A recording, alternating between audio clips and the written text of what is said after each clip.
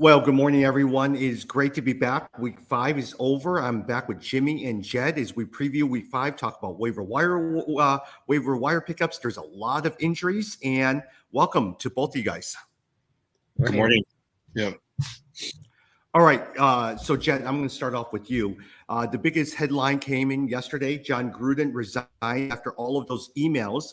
Somehow or another, in terms of why he decided that he needed to send emails with those vulgar emails out, and it was investigated by the New York Times, came out through the investigation of the Washington football team. Less about that, more so, does it have any effect fantasy-wise, Jed, on the team? Yeah, it'll be interesting to see, right? So, I mean, all accounts are that this I forgot the name of the coach who's taking over. The assistant coach. Yeah, the assistant coach, but Yep. he's supposed to be a player favorite. He's supposed to be good. You know, teams, these kind of situations, it's either going to go one way or the other, right? Either the team is like really upset and now they're totally dysfunctional, and then the team goes in the tank, or they rally and they're really glad. Because I was reading that some players were basically like, I don't want to play for this guy, after the release of that. And so it's possible that they could rally, and you could just see continued points coming out of that team. Yeah. Now, with John Gruden, he signed a 10-year contract. He is in year 4 of a 10-year contract, mega contract. He'll do okay. But at the same time, suddenly, now here's the thing, Jed and Jim. I was listening to it. I forgot the name of the special teams coach. The reason why they selected him is they said the special teams has access to all of the offense, defense, everything. So usually, if there's an interim coach, they'll pick the special teams. But ironically, the defensive coach is former defensive coordinator for the Bears and former Detroit Headlines coach Rod Marinelli is on the staff currently as well too. So, Jim, any thoughts? Any thoughts on your end in terms of how this affects Las Vegas? No, but they were saying the reason why many speculate the reason why the Raiders played so poorly against the Bears this past weekend was because of all the stuff going on. I mean, you can tell that something was on the mind of some of these players because they just did not do well. And the Bears are not that good of a team, for them to only score so little points this week. And so it'll be interesting to see going forward because the first couple of games, they were great. Their offense was clicking. But there might be some truth to the fact that Derek Carr is the type of person that you can rattle. And once he's rattled, he's not the same. In the last 2 weeks, Carr has just not been the same. Now, Josh Jacobs, on the other hand, he actually did a pretty good job this week from a fantasy perspective. Yeah, and we know that about Carr. That's what we said at the beginning of the season. That's the book on him, is that he's very streaky. He'll put together 2, 3, 4 good games, and then he'll have another stretch of 2, 3, 4 bad games. So it's nothing unusual if you follow Carr at all. You just have to ride the wave when it's there, and then when it's gone, you need to jump off until he starts to pick things up. Yeah. Well, I was watching the Buffalo game, and they had that tight end Knox who was catching all those long. I mean, he was doing great this week, right? Waller should be doing that for the Raiders. But if you've noticed the last couple of weeks after the first game, Waller has been pretty much non-existent. And it's almost like they have just gone away from him.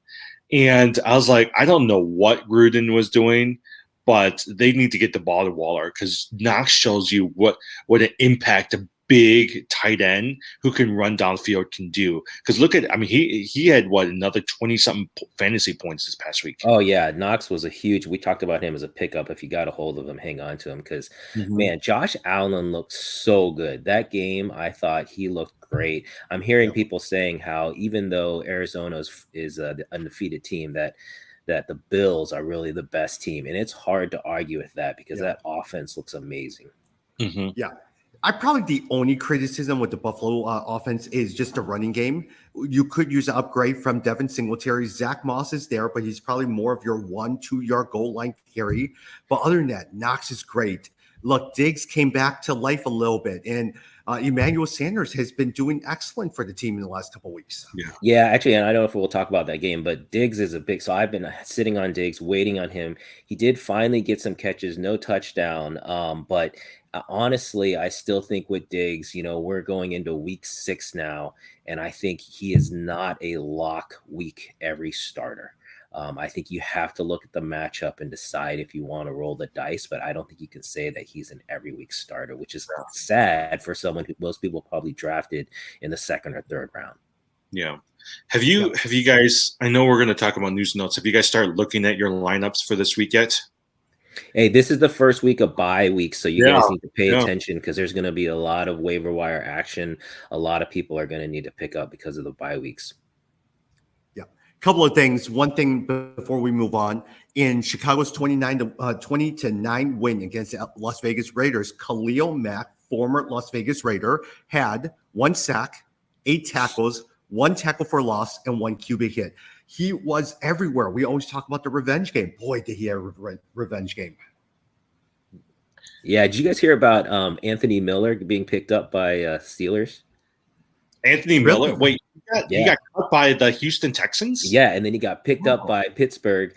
And so now they're saying there'll be a revenge game week 9 because he'll be playing back against the Bears. So because, Juju Smith-Schuster is out, so then Pittsburgh signed Anthony Miller. Yeah. Hey, let's talk a little bit about the injuries as well, too. We're going to start off, Jim, with the New York Giants as well, too. Daniel Jones carted off the field after sustaining a helmet-to-helmet hit. It looks like he has concussion, will now be in concussion protocol. He might be out, but there's a good chance he'll be back. The big one is, actually, Kenny Galladay hyperextended his knee. He now is out with another knee injury, with Kenny Galladay. And so a lot of times Tony will be a huge pickup. The big one is I thought Tony was hurt too. Yeah, Tony got nicked up. Yeah, Tony got hurt too. Tony got nicked up. Because I was going to say he would be a top waiver pickup, but except for that injury. Yeah, they think it's a mile. He should be able to be back. Yeah. But Saquon Barkley injures his ankle, and suddenly it blows up. It looks like he may probably be out for a couple of weeks. And so, hey, Jim, thoughts on that one in terms of injuries with the New York Giants? Yeah, I was listening to ESPN, and they said that a lot of times these ankle injuries happen because the one or the other ankle did not heal perfectly, and they came back too early from their rehab, right? And so I don't know what's going on. But I think, did I text you or did I text somebody else? But I feel bad for Barkley. This is like the third straight year that he's going to be out for a period of time with injuries. And he was just starting to do pretty good as well, too. But this is the reason why it limits him from being that number 1 running back from a fantasy perspective, because he's always getting injured. You know? If you think about next year's draft is going to be really different because I think both Saquon Barkley and Christian McCaffrey, the injury history is just too much to ignore. I don't think they can go top 5 anymore because they always get hurt. I mean, even actually, if you think about Dalvin Cook, so for me, like a Derrick Henry will be number 1 because that guy just stays steady and is always playing. But you get a Saquon Barkley as your number 1. You're not really sure which week he's going to go out and for how long either. Tommy, have you heard on Dalvin Cook? Is he coming back? They haven't announced it yet. So for this week, most likely they're saying that he won't come back because they have a bye week the week after, and they said they're just going to give him another week to. Hey, Madison looked really, really good. I mean, that's again some as we talk about Chuba Hubbard with Christian McCaffrey, there was a drop off, didn't really keep the same, but Alexander Madison pretty much produced the same points you would get with the Dalvin Cook. So it shows the value. I think we talked about AJ Dillon up in Green Bay. I think he's another guy where he can step in and pretty much produce at the same level. So you got to pay attention to those guys. Look, let me just complain about Alexander Madison, right? He was on some waiver wires. And so I'm walking around Great Wolf Lodge and I see that he's playing because Dalvin Cook is out. So I said, oh, perfect. Next thing you know, both of you guys have picked him up in on the league, so I couldn't pick him up anymore. Yeah, you were a little slow to shoot there. Yeah. No, this does go back to the theory, and I remember listening to this. This is the first time I heard it from Matthew Berry at ESPN. He says, don't go after guys like James White from New England Patriots. Go after people like a Devontae Booker and AJ Dillon, a Ramondre Stevenson, because you know that if the number 1 running back goes out, automatically this person becomes the number one running back. And so that's what actually I've been doing this year, is going after those backups who I think is going to be number one if that person goes out for an extended period of time. And Madison's great. I mean, what? He's got 300 something yards in the last 2 games. He scored over 20 fantasy points. I think the same is going to happen for Devontae Booker as well too. Yeah, I mean, I think it's about playing for the second half. It's the second half of the season. So you're not looking to get points in those first 5-6 games, but you're saying so, and this is to me is like a Trey Sermon, where like you're expecting him to ascend and take over from the first, or if there's an injury to be able to take over from the first. But I totally agree. You want to think about what's the ceiling versus what's their normal average points. Like you want the players who have huge upside, and those are the guys you want to play for. Yeah, totally. Yeah, like we look at, we were talking about AJ Dillon. AJ Dillon has huge upside, huge ceiling. If something were to happen to Aaron Jones, he will take it and get you over 100 yards every single game. Yeah, he scored 17.9 fantasy points this week, and even the coach said he wishes that he can get more touches. And I guess Aaron Jones right now is a little nicked up, so AJ Dillon, if he's out there on the wire, I would pick him up. Speaking of that, Clyde Edwards-Helaire injured his left knee and was ruled out for the game. It looks like he has an MCL sprain and will miss a few weeks. Darrell Williams is going to be your primary pickup. Jed, what do you think of Darrell Williams? Well, you guys know I don't like the running backs out of Kansas City anyway. And honestly, I think if you have Kansas City players, you got to be a little concerned because the offense is sputtering, 2 losses in a row. This Kansas City Chiefs team is a little bit in disarray right now. And this is why it just shows it is hard. It is hard to get back. It's hard to stay at the top consistently. That division is insane. The division that they are in is so locked and loaded too. So yeah, I would just say I would stay away from Damian Williams personally. Like we just talked about, I think I'd rather have some number 2s like a Dillon. Yeah. Jim, Damian Harris goes out for a little bit. It looks like he's fine. Ramondre Stevenson and Brandon Bolden replaces Harris. But after the game, Stevenson says that Damian Harris should be fine and good to go. Tyreek Hill nicks his knee a little bit, but he was finishing the game. The one that I want to talk to you about is Juju Smith-Schuster. You know him. Signs a 1-year contract with the Steelers. He has a season injury to his shoulder and is out for the year. Thoughts? I mean, how does that affect Chase Claypool, Anthony Miller? Is he someone that you're looking at, Deontay Howard or Deontay Johnson? Or are you always very concerned about Ben Roethlisberger? Yeah. Do you guys remember who he was going to sign with instead of the Steelers? Juju Smith-Schuster? Was it Baltimore? No, it was Kansas City. Oh. Yeah. Can you imagine if it was – now I feel – with Juju Smith-Schuster, he signed a 1-year contract. He's out. He didn't have a good year. He's not going to get a good contract next year. He's going to have to play another 1-year contract to be able to do that. So I just think that it was a bad decision. I think we've said this over and over again. It was a bad decision. Every week I still think Roethlisberger is going to come back and do well, and he hasn't. But what it does open up now is I do expect really good things from Chase Claypool. I can see him from a fantasy perspective. I still think Deontay Johnson is number 1, but from a fantasy perspective, I can see the bulk of the points going towards Chase Claypool. But again, I also think that Najee Harris is still the person who's going to get the bulk of the snaps and also the fantasy points in Pittsburgh. Yeah, he was nicked up. I don't know if he still is or not, or where he's at. Yeah, no, I totally agree. I mean, actually, for me, I've been staying away from the Steelers, but with Juju going down, and now it's Claypool and Deontay Johnson, I agree. I think you can actually depend on them more because their passing will be more concentrated. And of the 2, I like Claypool better as well. Yeah. Now, but at the same time, did you guys notice Najee Harris? He has been doing really, really well the last couple of weeks. Mm-hmm. They keep giving him the ball, and that's been a great thing is if they could continue to build the foundation on the run, it really opens up the lane. We saw Chase Claypool run like crazy this past week. Yeah, that's what Pittsburgh and Jacksonville seem to finally figure out. Give the ball to the running back. And so once they honed in on that, both Najee Harris and James Robinson, I think, have become really valuable now. Yeah. Guys, remember on our Dynasty League, I spent $80 of our $200 on Najee Harris. That's turning out to be a pretty good deal. Yeah, you've got a lot of young rookies though. I don't know. You're gonna have to decide. It's because I like that our league we only keep 5. It makes it Yeah, tough yeah, and it keeps the yeah. free agent pool good. Yeah. No, I was looking at it the other day. Like, I'm glad I kept Justin Herbert. I have Austin Eckler. I have all those wide receivers. It's going to be tough, like to figure out which 5 I'm going to have to pick up. Oh man, Herbert had a huge game this weekend. That was what a Yeah, win for them. yeah. Tom, are you still looking for a quarterback? Oh, well, the one thing I want to talk to you about is right now the 4 teams that are on bye this week are Atlanta Falcons, New York Jets, New Orleans Saints, and San Francisco 49ers. And so suddenly those 4, that means the quarterbacks, look, you're not starting quarterbacks on any of these 4 teams, but it does affect Deebo Samuel. It does affect Kyle Pitts, and it does affect, Calvin Ridley was out anyways as well too. New York Jets, besides Corey Davis, you're not starting anyone else.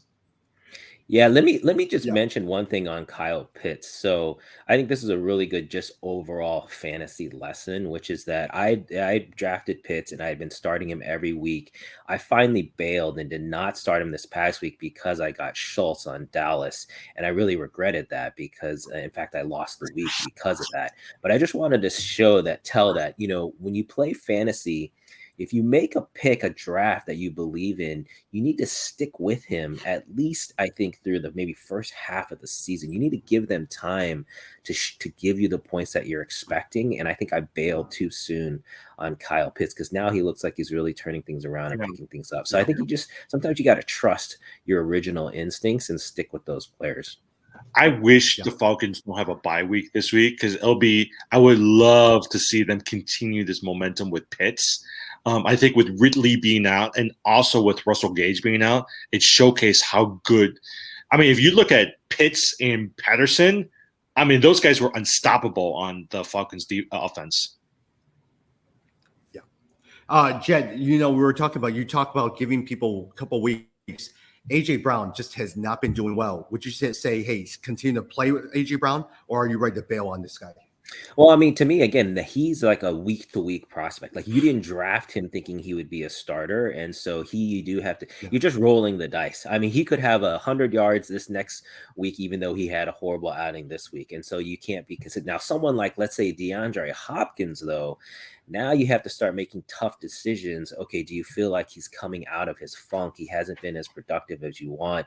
Do you sit him? Do you start him? Same with Stephon Diggs. I think those are the 2 number 1 wide receivers that it's been a really difficult choice. You want to stick with them, but I think now you have to make some hard decisions. Yeah, but at the same time, Jed, let me push back on this. Is AJ Brown was a top 5 wide receiver. You in some sense drafted him very highly, thinking that now with Julio Jones signing, that's my fault. concern. Do you still keep playing him? Oh, go ahead. Yeah, my fault. I was talking about AJ Brown. You're totally right. No, I think AJ Brown. Yeah, AJ Brown. I would play him actually. Coming back because he's coming back off of injury. In Tennessee, I don't think you've seen enough out of that offense. That offense has not come together and gelled yet. Because of injury, and so that is someone I would stay away with. My fault. I was talking. No, I agree. Right. I mean, think about it. Ryan Tannehill's a pretty decent quarterback, right? They're going to need outside of AJ Brown, unless Julio Jones comes back, but he's still going to be hindered.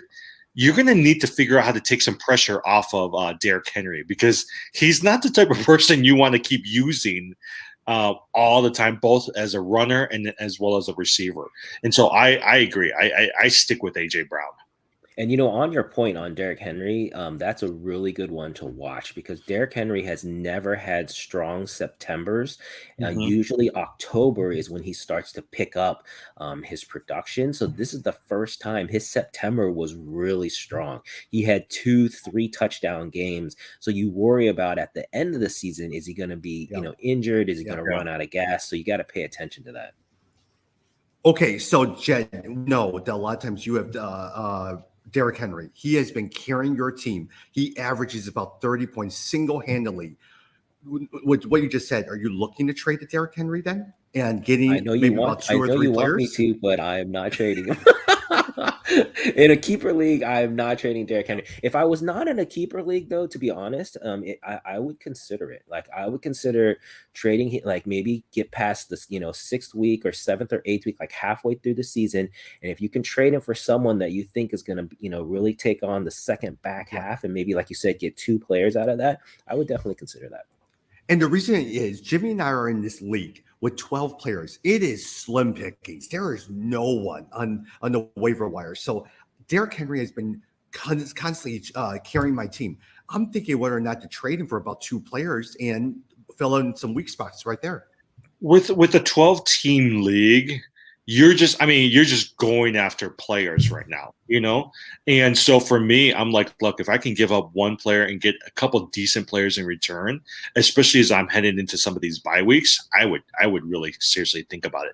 But from a dynasty perspective, it's funny because even in our league, if you look at the waiver wire, there's some actually really good players. But I was like, I'm not dropping my rookies to pick up some like an AJ Green for this week. Yeah. Hey, let me go through a couple of games and get your thoughts on it. The Monday Night Football game, Indianapolis Colts loses to the Baltimore Ravens. It was the single biggest come-from-behind win for Lamar Jackson, who did so well. But the key one was Mark Andrews, 11 catches, 147 yards, 2 touchdowns. Marquise Brown, 9 catches, 125 yards, 2 touchdowns. Jed, thoughts on that? Because I see your expression right there. I got to tell you this story. So going into that game, I'm beating my opponent by 21 points. He only has Mark Andrews left playing. Yeah. Not only does Mark Andrews score 2 touchdowns, which I was still winning until he got that 2-point conversion and that pushed the guy over to me. I was so mad. I was like, how can this happen? But no, I'll just say this. I am still not a believer in the Ravens. They have been, if you ask me, they have been so lucky to turn things on at the end. Great win for them, but I still don't buy them long term. As far as fantasy, though, man, if you have Mark Andrews and you waited, this is what I was talking about. If you waited, now it's paying off. Same thing with Marquise Brown. Marquise Brown, if you guys look at the last 3 weeks, he has been like a top 5 wide receiver. So he is a guaranteed starter. He was on some people's waiver wires for the first 2-3 weeks. He is now an every week starter. You can put him in and feel good. Same thing with Mark Andrews. So it's good to see this turnaround. But their running game stinks. I mean, I think they had a combined total of like 25 yards. Yeah. Tyson Williams was finally active, but he played nothing. He got 2 fantasy points. Yeah. Devontae Freeman was the person who led them at least towards the end. And so for me, I'm like, I don't even know what they're trying to do with the running game right now. But from a fantasy perspective, the receivers, like you said, Marquise Brown, Mark Andrews, Lamar Jackson, they've been studs this year. Yeah, Jim, let me ask you a quick question. Look, Trey Lance is out. Ryan Tannehill has been a little shaky. Derek Carr has been a little shaky. Daniel Jones has it looks like he's out. Carson Wentz, 402 yards, 2 touchdowns. Mm-hmm. If you're really needing a quarterback, is he serious? Is he someone that you're paying attention to? I'm paying attention to him. I mean, yesterday, even though they lost, Carson Wentz had a good game. Pittman finally had a touchdown. But I also think part of it is because Jonathan Taylor finally came through, right? He had over 100 yards, close to almost 200 yards rushing, 2 touchdowns. And that's the thing, right? Like if you have a good running back who's able to take pressure off of your quarterback as well as your receiver, I think that really does help. Now, the defense should have stopped them, and they should have made sure that they maybe ran a more conservative offense. But I would think, even Sam Darnold didn't have the best game this past week from a fantasy perspective. And so if Carson Wentz is out there, if you need a quarterback, he might be somebody you might want to take a look at. Yeah. Jed, Cowboys, 44-20. We talked about the Giants. It is the Cowboys. The one person that I want to talk, Ezekiel Elliott, 21 carries, 110 yards. Dak Prescott has been an all-star, all-pro quarterback. But it is Tony Pollard, 14 carries, 75 yards. Are you looking at starting him even as a flex player every week? Has he deserved that chance to be an everyday flex player? I wouldn't say like I said, I don't think he's an every week starter, but he definitely deserves to be considered because this offense, again, this is one you want to latch your wagon onto. And I totally, so Thinking back to the draft, I got Prescott and Zeke Elliott wrong. I flipped those two and got those wrong. Dak Prescott has come back from injury so strong, looks great. If you drafted him, you probably got him late and you can just ride that. Zeke Elliott, I think he's really turned things around after a poor first 2 weeks. He's looking strong now, and that offense is really kicking butt. Because of that, I think you still have to think of a Pollard.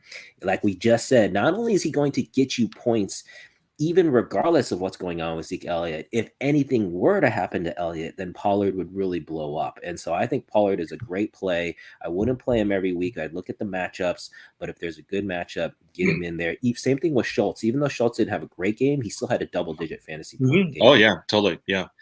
Okay, so can I ask you for our Dynasty League that we're a part of? I have Tony Pollard, and I have not wanted to give him up. But there's other players out there. Should I give up Tony Pollard? If you're keeping him for dynasty purposes, I wouldn't do that. Yeah. Yeah, because he's still not like I mean, and we only hold 5. I don't think he's worthy of one of the top 5. Yeah. Hey, Jim, amazingly, there's a shootout. LA Chargers win against the Cleveland Browns 47-42. The start of the game I want to talk about is David Njoku, tight end, especially for those who really need a tight end. 7 catches, 149 yards, 1 touchdown, compared to Odell Beckham, 2 catches, 20 yards. People are looking for tight ends. Yeah. Is he top on your waiver wire? I don't know. I'm concerned about Beckham, right? And I'm concerned that there's Austin Hooper, who's also out there as well too. But if you're desperate, which I am in a couple of leagues, I'm going to pick him up on my waiver wire. There's a couple other players I want to pick up before him, but he's going to be somebody I'm looking forward to pick up. Who are they playing next week? You know what? Let me pull it up. I don't know, actually. That would be the key question. So we've known about Njoku. We've known about him. Oh, yeah, totally. For several years. I've been watching. To me, the question, the concern is not him. The concern is the Browns' offense and Baker Mayfield. Are they going to continue throwing the ball? If they are, Njoku is definitely a good pickup because he has the skill set. The thing about tight ends, though, there's nothing out there. You know, like I got Zach Ertz as my starting tight end, and he barely gets me any points. And so I'm like looking for anything. So even when I saw Njoku, I was like, oh, you know, he actually might be a pretty good, but he does worry me because Austin Hooper is right there taking away some of those points. Yeah. Jed, on the LA Chargers side, look, I was looking at Austin Eckler yesterday or 2 days ago, and I was struggling. I was losing to my opponent. First half, he didn't really do anything. Next thing you know, he gets 3 touchdowns, and I surge ahead. Wow, how good has Austin Eckler been? But more so, is Keenan Allen someone that you're trading for or looking to trade because the emergence of Mike Williams at 8 catches, 165 yards and 2 touchdowns. Yeah, I freaking sat Mike Williams. I was so mad. I sat him. That was such a mistake. No, so Austin Eckler has been great. That's another guy I missed on. And definitely you're just playing him every week. But no, I would not trade away Keenan Allen. I think the Chargers offense can handle 2 stud wide receivers.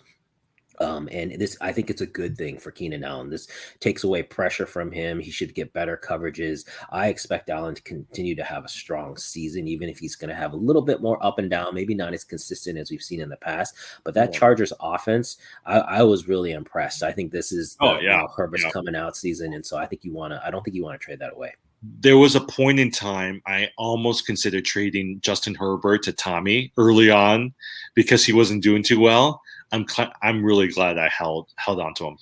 Well, what's funny is I have one league, my work league, I have Herbert and Mahomes because I wanted to keep one as trade bait. Originally, I was planning to keep Mahomes and trade Herbert. Now I think it's the other way around.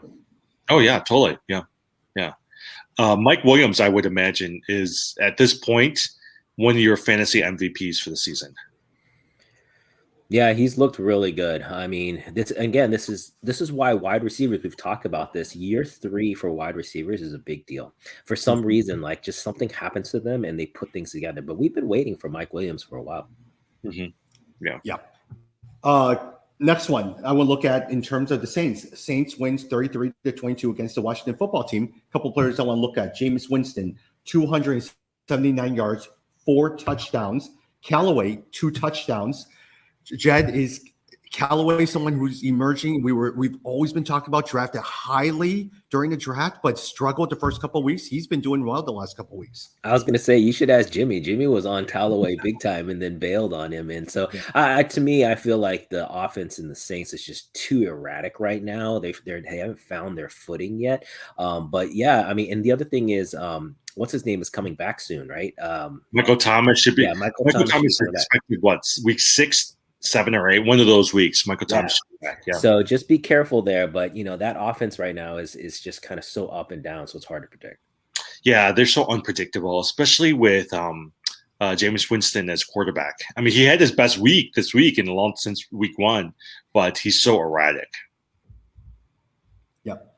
Well, hey, last game, and then from that point, I want to go to waiver wire picks from Jimmy. Arizona Cardinals win 17-10 against the San Francisco 49ers.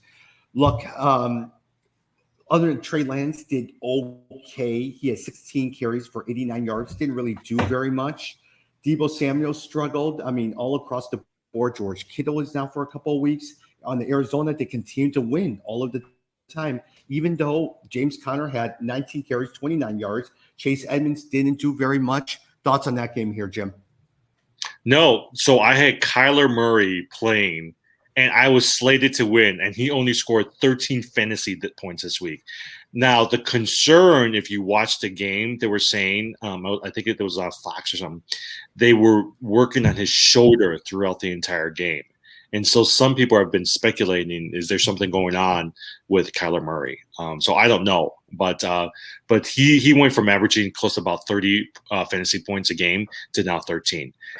The other thing is, did you guys – I don't know if I read this or if it's true, but Trey Lance had a hyperextended knee. And so they have a bye week coming out, so they're hoping to rest him. But Garoppolo might have to come back again. Yeah, I was really disappointed with Murray. So that's interesting about the injury. I didn't hear that. I thought from a game point, it was a good sign that they won, that they showed they can win even defensive battles like this where points are tight, because normally they just outscore everyone. But if it's because he was injured, then that's really worrisome. And actually, now that you said that, I've got him in at least one league where I need to think about the backup quarterback then. He had an issue last year. Remember last year he did really well, and then mid-season there were some issues going on with, I think, his shoulder again too. And from then on, he just didn't do as well, So that's my only concern.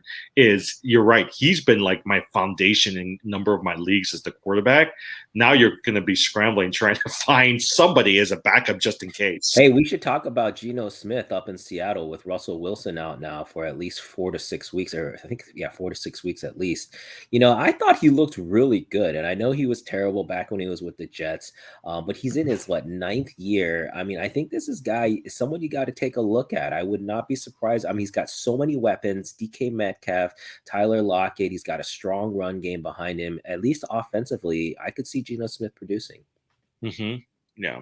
Some people, I was listening to Dan Patrick show, and they were speculating, or they were talking about how, like, if Geno Smith plays decently, he might be your quarterback next year for the Seattle Seahawks. Because remember, Russell Wilson was making a lot of noise this offseason about getting out of there. And so the question that they have is Russell Wilson still going to be there, or is he going to move on next year? Wow, that would be huge. Russell Wilson to me he's just unbelievable. There's just so few guys that they can throw on the run with pinpoint accuracy, and that's what he does. Mm-hmm. Yeah. Hey, just to give you guys a quick update on Kadarius Toney, he had X-rays on Monday following the game. Head coach Joe Judge believes that it is not anything significant, and we should see him on the field this week. Yeah. Jim, waiver wire picks. Who are you looking at this week? Okay, so that's the question. I think Kadarius Toney, Devontae Booker from New York are people that of course we're going to be paying attention to. What do you guys think about Evan Ingram? I mean, he's the last man standing, and for somebody who's needing a tight end, he's got potential out there, right? I haven't decided what I want to do, but he intrigues me. That's funny. You're so desperate for the tight end position. I know. So I'm not a huge Evan Ingram fan, but yeah, I mean, if you're, honestly, To me, if you're really desperate, take a flyer on one of the New England Patriots tight ends. Hunter Johnny Henry's Smith. been doing pretty good the last few weeks, but Johnny Smith's been out there on a lot of the waiver wires, but I have not seen anybody pick him up. Instead, people have been dumping him lately. Yeah, but I could see, like a Hunter Henry, depending on. I think they're playing Dallas, so that is Patriots versus Dallas. There should be a lot of points. Dallas's defense has not been that great, so that could be an interesting pickup. Yeah. So Damian Williams played this week. He played 50% of the snaps for the Chicago Bears. But the person I'm actually intrigued by from a waiver wire pickup is Khalil Herbert. He played 52% of the snaps, and he rushed for 75 yards. And so he's one of those players that if something ever happened to Damian Williams, I would really pay attention to Herbert because honestly, there's nobody else out there. Montgomery's out. Herbert, so he's somebody I would at least pay attention to. I don't know what's going on with Chris Carson. Alex Collins is somebody that I think is somebody to keep an eye out. Chris Carson has a neck injury. Collins had 72% of the snaps. He finished with 72 yards and 10 fantasy points. And for somebody who just got thrown in there at the last minute, I actually think he did pretty decently, The other person I've been looking at from a running back perspective, and I don't know what you guys think, Giovanni Bernard has actually done decently for me. He's been the guy that once you get into the red zone, Tom Brady's been going after. He had 22% of the snaps, and he scored over 20 fantasy points the last couple of weeks. And so he's had a touchdown. And I found that whenever they get towards the red zone, it's not Leonard Fournette. I mean, pretty much, who's that other running back that they had? Ronald Jones. He's pretty much non-existent right now, So he's been somebody who I think might be somebody you might want to look at. And then from a wide receiver perspective, what's his name? Amon-Ra St. Brown from Detroit Lions is somebody who I think people should take a look at. 8 targets for 2nd straight weeks. He led the Lions in terms of receptions. 13 fantasy points, so double-digit fantasy points for 2nd straight week. And so honestly, especially in the bye week, I mean, I might take a flyer on somebody like him. Then I don't know who's somebody out there who might. I mean, I might even start him over Michael Pittman, to be honest. So, yeah, Jim, if you had your number one waiver, who are you looking at? Who is the person you're going to put your money in? Right now, I would put my money on Devontae Parker or Devontae Booker with the Giants. I think he's the person I would put my money on. Got it. So let's say, for instance, you have waiver 1 pick. Are you going to save that pick, or you have waiver 2 pick? Are you going to save that pick, or are you going to put it on Devontae Booker? Well, if you need a running back, you got 2 good running backs for the next couple of weeks, right? You got a Damian Williams and you got Devontae Booker, who I actually think will be good fill-ins for you. And then, I think I would go for that. I mean, and quite honestly, I do need running backs in a number of my leagues, and so those are so I have Booker number 1, and then what's his name number 2, Damian Williams or Darrell Williams. Jed, in our Walter White league, which a lot of times there's really no one to pick up, I have Odell Beckham, which stinks. Elijah Mitchell is my running back. He's out. Kyle Pitts is out. Dalvin Cook is out. Chris Carson is out. There is no one in that league for me to play. All right, I am stuck. Now, at the same time, did you guys notice in our Walter White league, Russell Wilson has just been placed on waivers? Would you pick up Russell Wilson? Really? He has. Oh, yeah. Really? Russell Wilson. I saw that. That was a total mistake. There's going to be a lot of people jumping on that. I did not know that. Yeah, you shouldn't have said that, Tommy. You screwed it up. Well, okay, so in the Walter White League, there's actually some decent players out. Hunter Henry, Tony is out there. Michael Pittman, Herbert. There's some decent players on the waiver that you can go after. Yeah. So, other than that, any last thoughts, Jed? Who's your number 1 pickup that you're looking at this week? Yeah, I'm also looking at the tight end position because of Kyle Pitts, and so I'll probably roll the dice with either Hunter Henry or Johnny Smith. I mean, to me, when you're picking up a bye week replacement, you're basically just hoping for a touchdown. So you're hoping to just kind of catch lightning in a bottle, and so to me, you want the high offensive production games, and then you're hoping you'll catch something there. Yeah. Except, Jed, when I've been picking, what do you call it, Cameron Brate. Man, I thought high touchdown, nothing. Got me 1 point. It was terrible. Absolutely Well, terrible. yeah, but hey, we have to say again, Tom Brady just unbelievable. Like for 5 five touchdowns. touchdowns, this Yeah. guy is like, I just, I wonder if it's ever going to come out that he's, what is he doing to his body? He's like just defying age. It's Yeah. amazing. Yeah. Hey, before we finish up, I do have one question from a waiver wire pickup. Let's just say you have $100 and you can use it this week. How much are you going to spend on the Devontae Booker, knowing that Barkley is going to come back at some point? Yeah, I personally kind of I always like take the whatever your auction budget is, if you're doing it that way, whatever your waiver wire budget is. I think of it as roughly there's 3 or 4 players you can get over the course of the season. So you just divide your money by 3 or 4, and that's your max cap for like one player. So if Okay. it was like in this case to me, I'd want to spend between 25 and 33, depending on how how key and important you think he is. But if you're only going to get a couple weeks out of him, then I think you have to knock that down. Yeah. All right. Hey, we're probably going to record this week on Thursday. So I'll probably see you guys on Thursday because I am out of town on Friday. So thanks, guys, and we'll talk soon. Okay. Sounds good.